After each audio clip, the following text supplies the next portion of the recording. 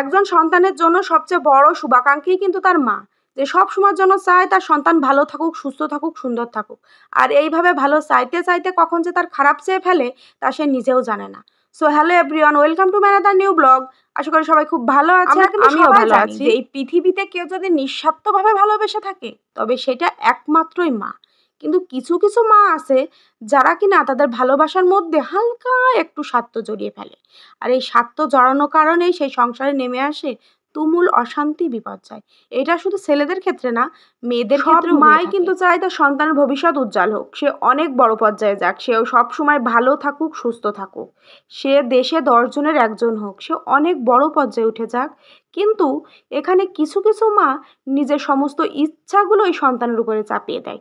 সে কিন্তু কখনো শোনে না তার সন্তান কি চায়, সে কিভাবে খুশি থাকবে, কিভাবে আনন্দে থাকবে, এই সব কিছু নিয়ে সে এই ধরনের মানুষগুলো তার সন্তানের উপরে সব সময় কন্ট্রোল রাখতে চায়। তারা চায় সে যা বলবে তার সন্তান সব সময়ের জন্য তাই করবে।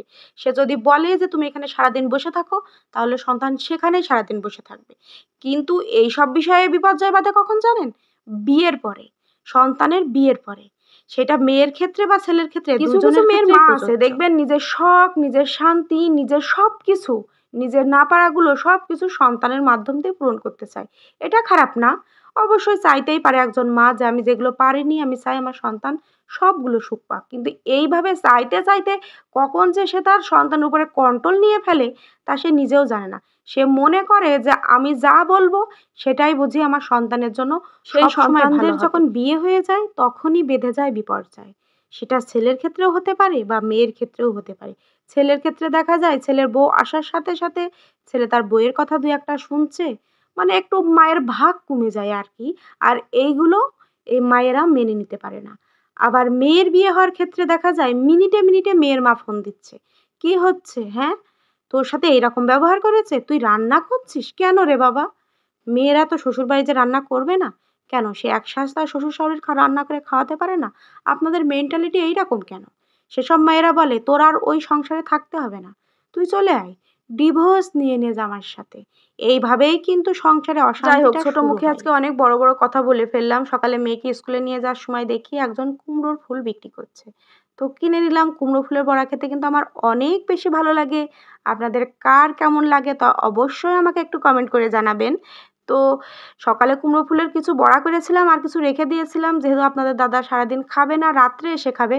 তো বড়াটা করে রাখলে দেখা যায় কি যে বড়াটা নরম হয়ে গিয়েছে, এই জন্য ভাবলাম যে রাত্রে একবারে করে ফেলবো, রান্না তো রাত্রে করাই লাগবে।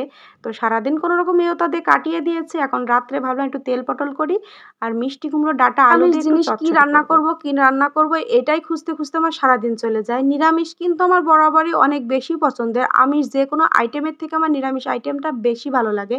কিন্তু তারপরেও ওই যে কি রান্না করব, রেগুলার কিছুদিন খাওয়ার পরে মনে হয় কি রান্না করব, এটা তো খাওয়া হয়ে গিয়েছে, ওইটা তো খাওয়া হয়ে গিয়েছে।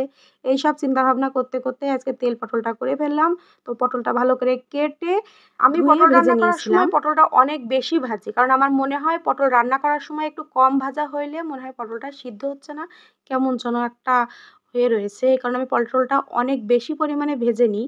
তো পটলটা ভাজা হয়ে গেলে উঠিয়ে রেখে তার ভিতরে দিয়ে দিলাম কয়েকটা জিরে ফোড়ন, তেজপাতা আর একটা শুকনো মরিচ মাঝখান থেকে ভেঙে দিয়ে দিয়েছিলাম। আর সেইগুলো একটু ভাজা হয়ে গেলে তার ভিতরে দিয়ে দিলাম জিরে, গরম মশলা আর ঝালের একটা পেস্ট। সেটা দিয়ে একটু নাড়াচাড়া করে তারপরে পটলটা দিয়ে একবারে আরেকটু কষিয়ে নিলাম।